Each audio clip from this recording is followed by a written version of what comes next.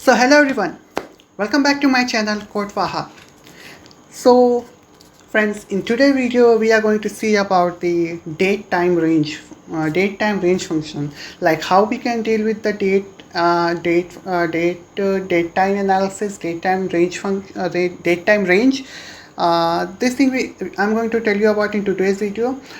Before watching to this video, guys, if you have not seen my arrange function videos, like where I have told about the arrange function, what is arrange function and how do we create it, then please go to my playlist and please watch that video. So okay guys, let's start the videos. And before starting the videos, if you have not subscribed my channel, then please do subscribe it and please like and share my videos. And let's get started now. First, I will open my Jupyter notebook. So here's my Jupyter notebook, and first I'm going to import the important libraries like pandas and numpy. So let's import it. So import pandas as pd and import numpy as np. Now here I am going to use my date range function. Let's see this. So let me assign a variable data equal to, I will use pd dot date range. You can see that here I'm using a date range, and inside this date range I'm going to use all the important methods. So if you want to check all the methods, you just need to press shift plus tab and you will see all the methods which you can use in this function. You can expand it from here. So you can see that here start, end. Start method, start means that at the start position you are going to mention the starting point of the dates from which you want to get the dates, and the end point is up to what date you want to get the information. This is the end point, and this periods is nothing like how many dates you want to get. You can assign it 5, 6, 7, whatever you want to want. And this frequency is nothing. Frequency is just that whether you want your date in the range of months, year or day. So let's see this by applying this. Now I have mentioned here pd.range. Now I will pass here the date. So date, and I'm gonna pass the date. Let's see that 2 and 2002 sounds good. 2002. Now I'm going to pass is the periods, like how many, up to how much I want to get it. I want 7. Now if I'm gonna run this, let me run this data, and you can see that I got the 7 date. I got the range from 1 to 7.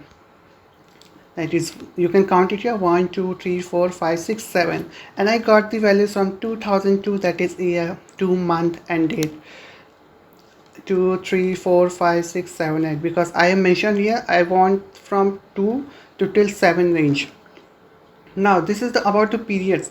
Now what does frequency do? Let's suppose that if I want the date on the basis of month, so I will have here frequency equal to month. Now let's run this. So you can see that here I got the dates on the basis of month, that is 2 3, that is February, March, that is 3, April 4, May 5, this all things. So this is how frequency work. If let's suppose that I want not on the basis of month, I want it on the basis of day.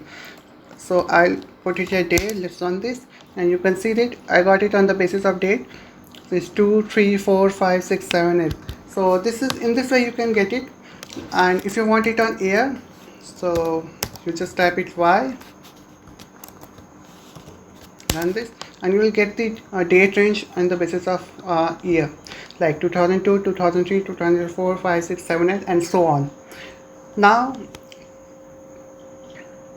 let's arrange this. Let's convert this into series. I want to convert this data, this array date time index into a series. If you want to check the type, let's check the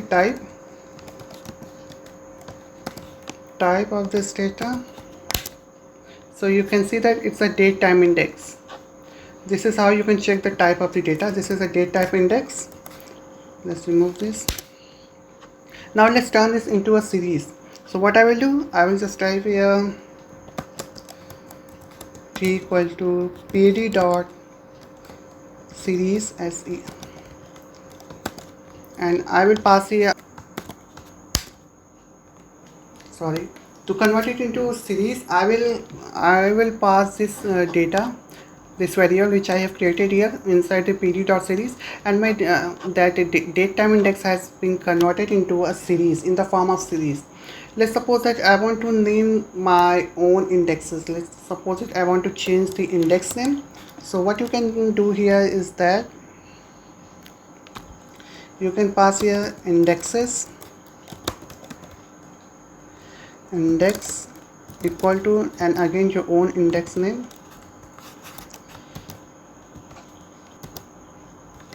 Now let's run this.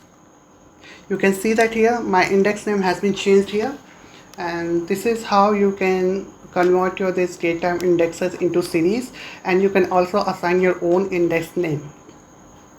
And now if you want to save this data into your dots into a CSV file, so you can do it here like this. You just need to type here the t dot, that is this variable name, dot to CSV, because I want to save this as a CSV file. So I will dot t dot to CSV. This means that I'm going to saving into a CSV file, and inside this I will assign a name something like this. So tdata dot CSV, and now